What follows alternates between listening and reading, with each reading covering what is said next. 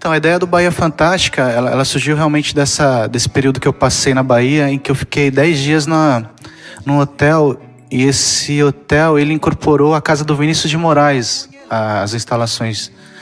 Então, era um hotel que era vizinho da casa do Vinícius de Moraes, e aí derrubaram um muro, compraram a casa do Vinícius e incorporaram o hotel. E a gente ficou 10 dias no quarto que era do Vinícius de Moraes, do jeito, eu e minha esposa Luísa. E o hotel manteve as instalações do jeito que era. Tinha umas esculturas de bumbum no banheiro, em alto relevo, sabe? Umas coisas do Vinícius. A banheira que você tinha vista pro mar da banheira, assim, é um lugar bem, bem legal, assim. Então aí, como eu sempre... Quando eu fiz o São Mateus, o primeiro disco, eu sempre tive desde garoto sempre me inspirou muito a música do Rio, a música da Bahia, né? Só que como paulista, eu sempre quis falar do lugar de onde eu vim e tal, e eu tinha até um pouco de preconceito de pessoas que falavam de lugares que não conheciam tão bem, assim, né? E aí eu me peguei, de repente, falando da Bahia. Só que aí essa Bahia veio como uma metáfora, né? Como eu fiquei 10 dias, ela veio como uma metáfora da incompreensão, da falta de resposta. Então, como eu não conheço bem a Bahia, e a Bahia é um lugar mítico na minha cabeça, ela serviu perfeitamente como metáfora da incompreensão, de algo que na minha cabeça é maior porque eu não conheço direito, entendeu? E o disco fala muito sobre a incompreensão da morte, sobre a dificuldade de você lidar com a morte.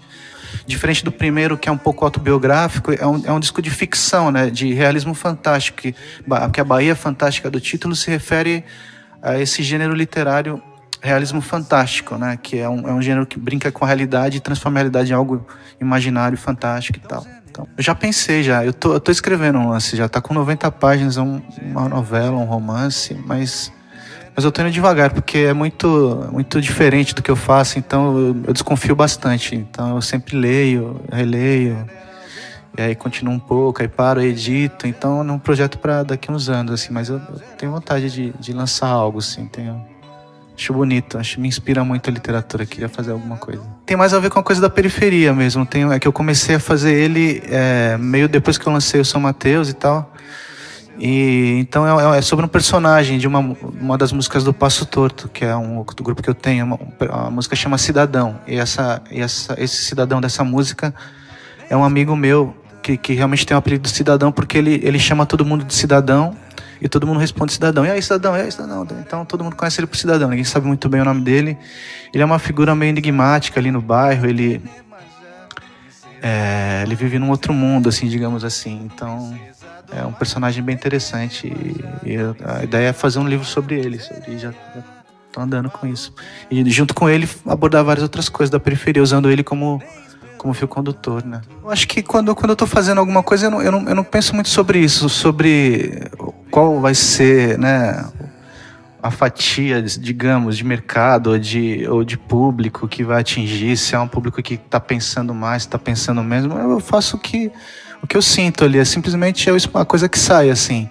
E eu não acredito muito nessa divisão, não. Tanto é que estou com o Alexandre hoje, que o Alexandre tem um trabalho instrumental de choro maravilhoso, com o Alexandre Penese, e tem o trabalho solo dele. E eu venho do samba, e minha trajetória é longa, né? Então, eu passei por vários momentos. Então, para mim, acho que a ideia é conectar todas as etapas da minha vida. Eu uso o meu instrumento como uma forma de fazer música, de expressar. Componho também algumas coisas, tenho trabalho solo. Então, quanto mais a gente pensar na música em adicionar, né, acrescentar, de alguma forma se doar para ela, é o mais importante. Eu acho que eu não penso muito em distinguir o que é, o que não é, se vai dar certo, se não vai dar certo, qual é o público.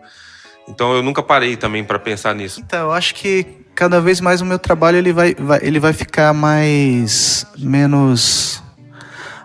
decisivo em relação a um lugar. Assim, por exemplo, o São Mateus, ele era muito decisivo em relação a São Mateus. O Bahia Fantástica já fala de um lugar imaginário, um lugar não geográfico, né? É um lugar ainda, mas é um lugar na imaginação, né? Então, acho que o caminho natural é que a coisa fique muito mais abrangente, muito mais...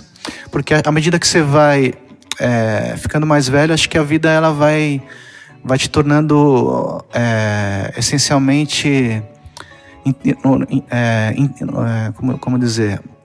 você vai amadurecendo e as coisas vão ficando mais dentro de você do que fora, sabe? Acho que então a ideia é poder traduzir mais as coisas que eu sinto, que eu penso, do que continuar sendo um repórter, assim, né?